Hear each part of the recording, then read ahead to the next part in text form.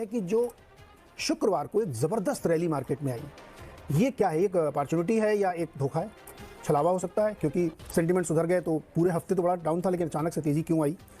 तीसरा जो एक और बड़ा मुद्दा जिसकी वजह से पिछले 4 दिन मतलब शुक्रवार से पहले की जो स्थिति थी वो थी कि फेड को लेकर के, अमेरिका को लेकर के बड़ा कन्फ्यूजन फैला हुआ है कि रेट कितने बढ़ेंगे तो कब रुकेंगे, कोई कह रहा घटना शुरू होगा, कोई कह रहा नहीं अभी तो चलता ही रहेगा। क्या हो रहा है?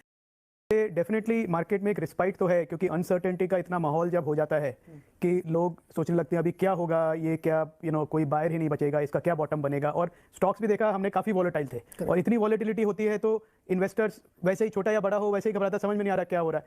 तो जब ये बड़ा लॉट क्लियर हुआ कल, तो मुझे लगता है इन्वेस्टर्स को और मार्केट को जनरली एक कॉन्फिडेंस आया कि हो सकता है एक बॉटम बन गया है, और उसके बाद अब ये साइडवेज जो भी है चलता रहेगा, यहाँ से ये डिटीरिएट नहीं होगी सिचुएशन और यहीं तक सीमित रहेगी। तो मुझे लगता है कि एक डेफिनेटली टेक्निकली अगर मैं कहूँ, मार्केट को एक डेफिनेटली एक सांस लेने का मौका मिला कि चलो कुछ हुआ ऐसा। और अब उम्मीद ये करेंगे कि धीरे धीरे डीलेवरेजिंग की अनाउंसमेंट आए और धीरे धीरे ग्रुप अपना जो बैलेंस शीट है रिपेयर करके और वापस नॉर्मल ग्रोथ का पे आ सके। मैं कहूंगा कि इसका इम्पैक्ट आज जो भी अनाउंसमेंट आया एक रिलीफ है, मगर फिर भी ओवरऑल इसका इम्पैक्ट मैं कहूंगा इसका is it resolved? Not yet. तो अभी भी मैं कहूंगा कि एक overall wait and watch scenario है overall on the broader context. तो इसलिए जो बैंक्स ने एक्सपोजर लिया है, वहां पे जो डरावट आई थी, शायद उसमें थोड़ा कमी हो सकता है, मगर पूरा क्लैरिटी नहीं हुआ है अभी तक। तो ये रैली मैं समझता हूं कि मार्केट अभी भी देखिए 3 महीने का मार्केट अभी भी क्या 6% डाउन है, राइट? तो उस हिसाब से मार्केट जो करेक्शन हुआ है उसमें थोड़ा सा बाउंस हुआ है, बस वही हुआ है कि मैं अपने ऑब्लिगेशंस मीट कर सकूं। सो एज अ मार्केट, मैं कंपनी पे या ग्रुप पे कमेंट नहीं कर रहा हूं, पर एज अ मार्केट पार्टिसिपेंट मैं कहूंगा ऑफ कोर्स बहुत अच्छी बात है कि एक बड़ा इन्वेस्टर आया, उसने आपको टेक आउट किया, आपको कैश दिया, जिससे आप अपने ऑब्लिगेशंस मीट कर सके।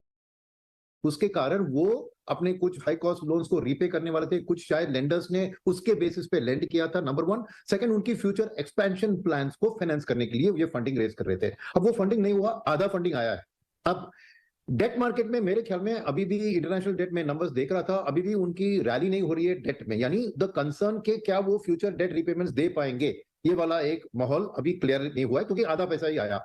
सेकंड, जो उनकी एक्सपेंशन प्लान्स अगर वो स्लो डाउन कर रहे हैं तो ओवरऑल इंडिया की इंफ्रास्ट्रक्चर स्टोरी में ये ग्रुप का बहुत बड़ा हाथ था। तो अगर वो एक्सपेंशन प्लान्स को स्लो डाउन कर रहे हैं बिकॉज ऑफ दिस हादसा, तो क्या ओवरऑल एक spill over effect on India infrastructure growth और इसमें आ सकता है? क्योंकि जो प्लान्स उनका फैक्टर हुआ था वो अभी किसी और को उठा के लेके आगे लेना पड़ेगा, क्योंकि उनके पास फाइनेंशियल रिसोर्स नहीं होगी।